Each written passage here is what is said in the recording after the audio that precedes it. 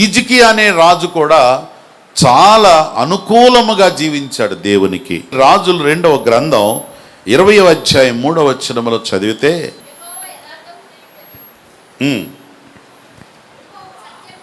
యెహోవా యథార్థ హృదయుడనై సత్యముతో నీ సన్నిధిని నేను ఎట్లు నడచుకొంటినో, నీ దృష్టికి అనుకూలముగా సమస్తమును నేనెట్లు జరిగించితినో కృపతో జ్ఞాపకము చేసుకొనమని హిజ్కియా కన్నీళ్లు విడుచుచు యెహోవాను ప్రార్థించెను. హిజ్కియా రాజు బాల్యము నుండి కూడా ఎంతో మంచి భక్తి కలిగిన వాడు. హిజ్కియా రాజు గురించి చెప్పేటప్పుడు గ్రంథకర్తలు రాసేది ఏంటంటే, హిజ్కియా తన పితరుడైన దావీదు ప్రవర్తించినట్లుగా హిజ్కియా ప్రవర్తించాడు అని రాస్తారు. ఆయన గురించి రాజుల గ్రంథం, దినవృత్తాంతాల గ్రంథాల్లో ఆయన హిస్టరీస్ రాస్తారు. దావీదు ఎలా ప్రవర్తించాడంటే దేవునికి అనుకూలంగా ప్రవర్తించాడు. హిజ్కియా రాజు చాలా మంచి భక్తి కలిగినటువంటి వాడు. ఉన్నత స్థలాలన్నిటినీ కూడా పడగొట్టించేసి దేవునికి బలిపీఠాలు కట్టించిన వాడు. దేవుని ప్రజల్ని దైవ భక్తిలోకి నడిపించినటువంటి వాడు. అంతకుముందు ఉన్నటువంటి రాజులందరూ కూడా మనుషులు లోకానుసారంగా జీవించేలాగా చేశారు. కానీ హిజ్కియా వచ్చిన తర్వాత ప్రజలందరినీ కూడా అనుకూలంగా దేవునికి ఇష్టమైన మార్గంలోకి నడిపించాడు. ప్రార్థనాపరుడు, యథార్థవంతుడు, భక్తి జీవితం గలవాడు, సమాజాన్ని దేవుని వైపుకు నడిపించినటువంటి వాడు. ఇలాంటి ఒక మంచి క్యారెక్టరిస్టిక్ పర్సన్ హిజ్కియా. ఈ హిజ్కియా రాజు దేవుని యొక్క ఆశీర్వాదాన్ని ఎలా పొందుకున్నాడో మనందరికీ తెలుసు. అతనికి మరణకరమైనటువంటి వ్యాధి వచ్చింది. మనుషులకి రోగాలు జనరల్గా వస్తాయి, సహజంగా వస్తాయి, బలహీనతలు వస్తాయి. రోగాలు రావడానికి 3 రకాలైన కారణాలు ఉంటాయి. ఓ మనిషికి ఏదైనా బలహీనతలు, అనారోగ్యాలు రావడానికి 3 రకాలైన కారణాలు ఉంటాయి. ఒకటి, వారి యొక్క దోషములను బట్టి, వారి పాపములను బట్టి బలహీనతలు కలుగుతాయి. ఓ రోజున యేసుక్రీస్తు వారు బెతెస్దా అనే కోనేటి దగ్గరికి వెళ్ళాడు. 38 సంవత్సరాల నుంచి రోగంతో బాధపడుతున్నవాడు ఉన్నాడు. యేసు ప్రభు దర్శించాడు. నీ పరుపెత్తుకొని లేచి వెళ్ళు అని అన్నాడు. పరుపు తీసుకొని వెళ్ళిపోయాడు. ఆ నెక్స్ట్ చాప్టర్లోకి వెళ్ళినప్పుడు యేసు ప్రభు వారు యెరూషలేములో దేవాలయానికి వెళ్ళాడు. ఆ దేవాలయంలో ఈ పరుపెత్తుకొని పోయినోడు అక్కడ కనపడ్డాడు. యేసు ప్రభు పలకరించాడు. వాడు కూడా పులకరించిపోయాడు. అరే, నువ్వు ఫలానా చోట ఉన్నవాడివి కదా. అవునండి. నువ్వు స్వస్థపడ్డావు కదా. ప్రభువు మంచి సలహా ఇచ్చాడు. ఏమన్నాడంటే, నీవు ఇంతకంటే దోషం నీకు రాకుండా ఉండాలంటే నీవు ఇక ఎన్నడూ కూడా పాపము చేయొద్దు అన్నాడు. అంటే ఇప్పుడు వాడి రోగం దేన్ని బట్టి వచ్చిందన్నమాట? పాపాన్ని బట్టి వచ్చింది. కొన్నిసార్లు మనకి బలహీనతలు, అనారోగ్యాలు మన పాపాలను బట్టి వస్తాయి. పాపం అంటే ఏంటి? పాపం అంటే ఏం లేదు, దేవుని ఆజ్ఞ మీరిపోవడం.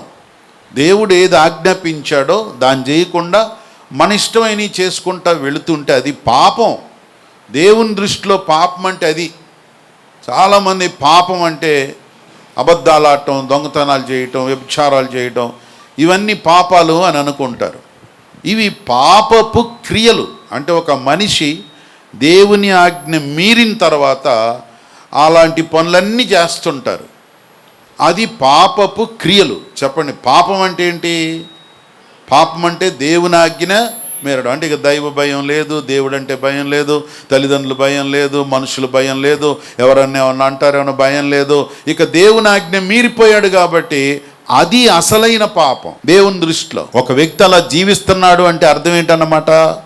పాపంలో ఉన్నాడు. ఏ పాపంలో ఉన్నాడు? దేవుని ఆజ్ఞ మీరినటువంటి పాపంలో ఉన్నాడు. కాబట్టి మొదటిగా మనకొచ్చే రోగాలు దేన్ని బట్టి వస్తాయి చెప్పండి?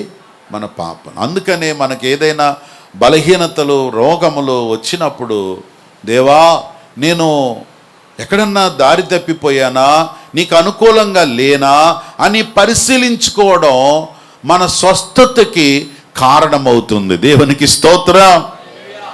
రెండవ రకం ఏంటంటే, ఓ రోజున యేసుక్రీస్తు వారు మరి యెరూషలేము వీధిలో వెళుతున్నాడు. ఎరికో పట్టణంలో వెళుతూ ఉన్నాడు. వెళుతూ ఉంటే ఒక పుట్టు గుడ్డివాడు అక్కడ కనపడ్డాడు. వాడు కేకలేస్తున్నాడు, దేవుడా నన్ను కనికరించు నాయనా అని చెప్పాడు. అప్పుడు యేసు ప్రభు వారు వాడిని స్వస్థపరిచాడు. స్వస్థపరిచిన తర్వాత శిష్యులకి ఒక డౌట్ వచ్చింది, ప్రభువా వాడు పుట్టటంతోనే గుడ్డోడుగా పుట్టాడు కదా, వాడు చేసిన పాపమా, వాడు తల్లిదండ్రులు చేసిన పాపమా, వాడు అలా పుట్టడానికి కారణం ఏంటి? ఆ పక్కనే శాస్త్రులు, పరిసయ్యులు అందరూ కూడా అంటే యేసు ప్రభు వారిని మాటల్లో పట్టుకోవాలని, వీడు పుట్టుకతోనే గుడ్డోడుగా పుట్టాడు కదా, అంత భయంకరమైన జీవితం వాడికి రావటానికి గల కారణం ఏంటి అని అంటే వాళ్ళే 2 ఆప్షన్లు ఇచ్చారు. ఒక్కోసారి దేవుడికి మనమే ఆప్షన్లు ఇస్తాం, ప్రభువా ఇస్తే ఇది ఇవ్వు, లేకపోతే పలాంది ఇవ్వు. ఆయన అనుకున్న ఆప్షన్ దేవుడికి అవకాశం ఇవ్వాలి. వీళ్ళు యేసు ప్రభువాన్ని మాటల్లో పట్టుకోవడానికి 2 ఆప్షన్లు ఇచ్చారు. ఏంటంటే వీడు పుట్టుకతోనే గుడ్డోడు కాబట్టి వీడు తప్పు చేశాడా, లేకపోతే వీళ్ళ తల్లిదండ్రులు తప్పు చేశారా అని అడుగుతున్నారు. ఎందుకంటే ఈ 2 పాయింట్లో ఏది చెప్పినా ఆయన మాటల్లో తప్పు పట్టుకోవచ్చని. ఏంటన్నమాట? వీడు తప్పు చేశాడు అన్నాడు అనుకో, తల్లి గర్భంలో ఏం తప్పు చేస్తాడండి అని అడగొచ్చు అన్నమాట.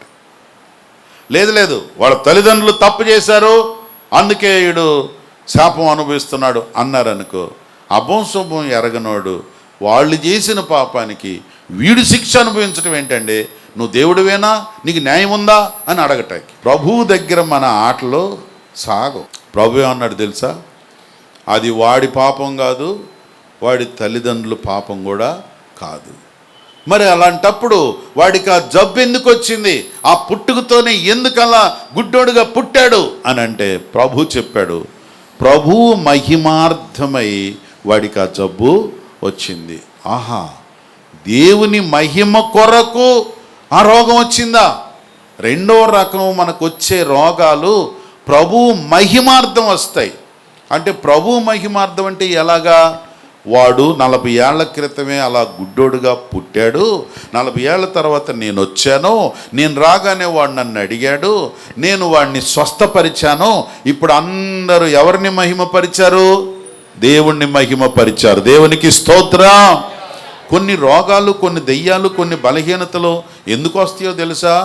దేవుని నామం మహిమపరచబడటానికి వస్తుంది. కొన్ని సందర్భాలు అలాగన, కొన్ని బలహీనతలు, కొన్ని సమస్యలు, కొన్ని అనారోగ్యాలు అందుకోసం వస్తాయి. చెప్పండి, రోగాలు ఎందుకు వస్తాయి? 1, మన దోషాలను బట్టి వస్తాయి. దేవుడు దోషాలు క్షమిస్తే స్వస్థత వస్తుంది. 2వది, దేవుని మహిమార్థం నిమిత్తం వస్తాయి.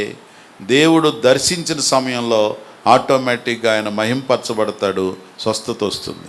3వ రకమైనటువంటి బలహీనతలు ఎందుకు వస్తాయి అని అంటే అవి నువ్వు ప్రార్థన చేసినా కూడా పోవు. అంటే ఎవరి జీవితంలోనైనా దేవుని కృప ఎక్కువగా ఉందనుకోండి, వాళ్ళ ద్వారా దేవుని నామం ఎక్కువ మహిమపరచబడుతుంది అనుకోండి, అప్పుడు వీళ్ళు రెచ్చిపోతుంటారు కదా.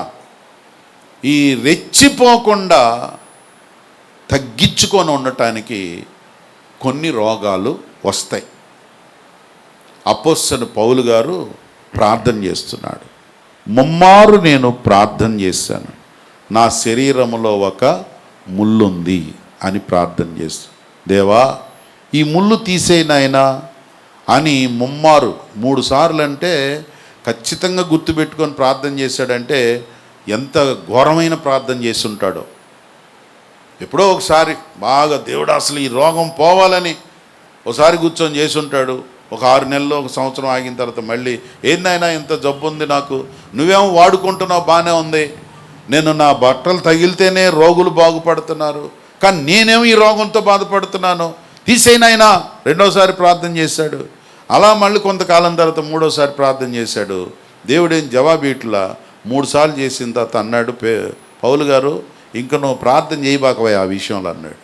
ఎందుకు అంటే నీవు హెచ్చింపబడకుండా ఉండడానికి ఆ రోగం నేను నీలో పెట్టేశా, అది తీయను నేను నీ మేలు కొరకు. చెప్పండి, 3వ రకమైన జబ్బులు దేనికి వస్తాయట? మన మేలు కోసం. చెప్పండి, ఆ మాట చెప్పండి, మన మేలు కోసం.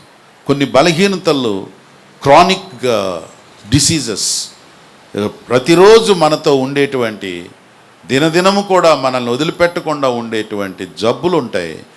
అవి మన మేలు కోసమే వస్తాయి. దేవుని మహిమార్థం వాడబడుతున్న మన జీవితాల్లో మనకి దేవుడు ఆ కృప చూపించి, అయ్యో నా బిడ్డ ఆ మనస్సులో గర్వించి హెచ్చించుకొని పడిపోతాడు. పడిపోతే ఎవరికి అవమానం చెప్పండి? దేవునికే అవమానం. దేవునికి అవమానం వచ్చే పరిస్థితి కనుక వస్తే దేవుడు మేలు చేయాలనుకుంటే ఆ వ్యక్తికి ఆ బలహీనత ఉంచుతాడు, కొన్ని తీసేయడు. 3 రకాలైనటువంటి జబ్బులు. హిజ్కియాకి వచ్చిన జబ్బు మరణకరమైన వ్యాధి, ఇంక చచ్చిపోవాల్సిందే. అది ఆయన ఏదో తప్పు చేశాడని కాదు, శారీరకంగా బలహీనత వచ్చేసింది, అనారోగ్యం వచ్చేసింది, నువ్వు చనిపోబోతున్నావు అని చెప్పాడు. అప్పుడు తన్ను పరిశీలించుకున్నాడు హిజ్కియా.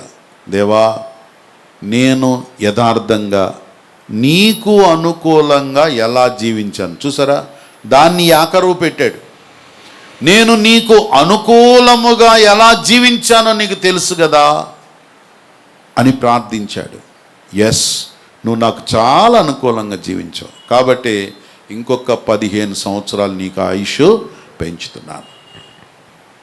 అనుకూలత దేవునికి అనుకూలంగా, మనకు అనుకూలంగా, మన మనసుకు అనుకూలంగా, మనుషులకు అనుకూలంగా, ఫ్రెండ్స్కి అనుకూలంగా, పెద్దోళ్ళకి అనుకూలంగా,